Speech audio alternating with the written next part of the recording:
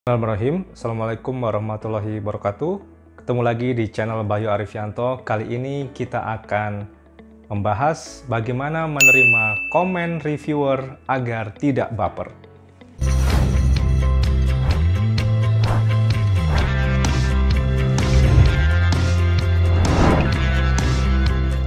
Di video sebelumnya sudah kita bahas bagaimana kita menghadapi komen dari reviewer.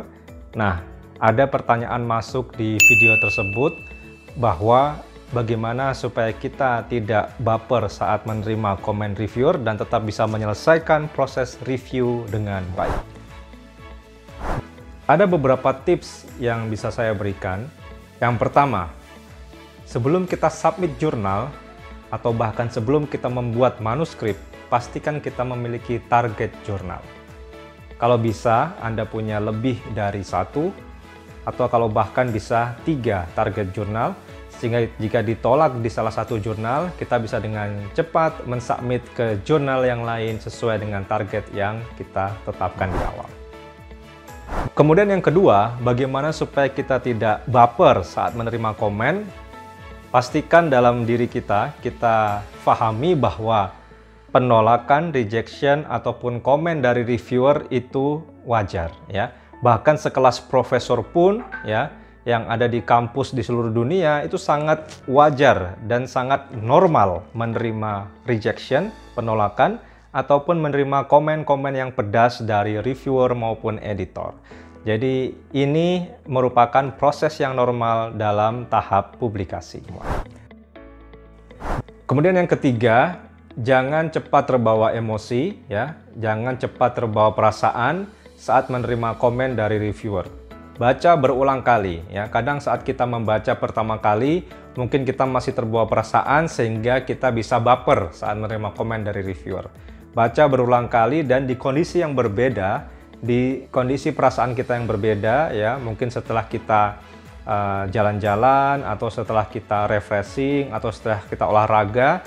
Nah, mungkin setelah itu kita mendapatkan banyak insight dan masukan dari saran-saran reviewer dan editor.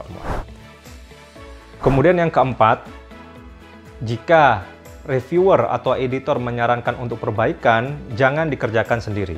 Kerjakan bersama-sama dengan rekan penulis yang ada dalam manuskrip, sehingga komen-komen pedas yang ada dari reviewer atau editor bisa kita terjemahkan bersama-sama, bisa kita baca bersama-sama dengan rekan penulis, dan dicari solusi bagaimana menanggapi komen-komen dari reviewer. Tips yang kelima ialah bentuk mood positif dalam diri kita sebelum kita mengerjakan komen-komen atau menghandle komen dari reviewer. Kita kembangkan mood positif, ya, apa yang biasanya kita lakukan sehingga kita mendapatkan mood positif. Misalnya kita menonton pertandingan olahraga kesukaan kita, ya. Kemudian kita bisa misalnya refreshing, olahraga, ya, bermain dengan anak-anak, sehingga ada mood positif yang itu bisa kita gunakan untuk kita merevisi manuskrip kita sesuai dari arahan atau komen dari reviewer.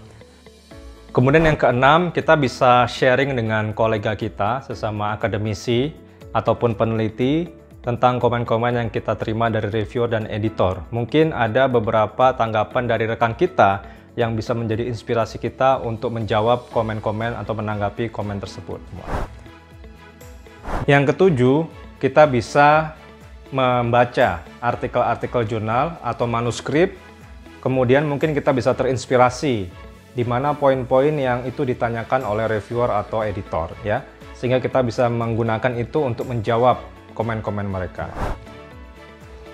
Yang terakhir, jangan lupa kita berdoa dan terus berusaha, terus menulis dan merevisi, karena kita yakin suatu saat manuskrip yang kita buat pasti akan mendapatkan tempat, ya, tempat di jurnal maupun di publikasi ilmiah, entah itu lebih tinggi ataupun lebih rendah tingkatannya.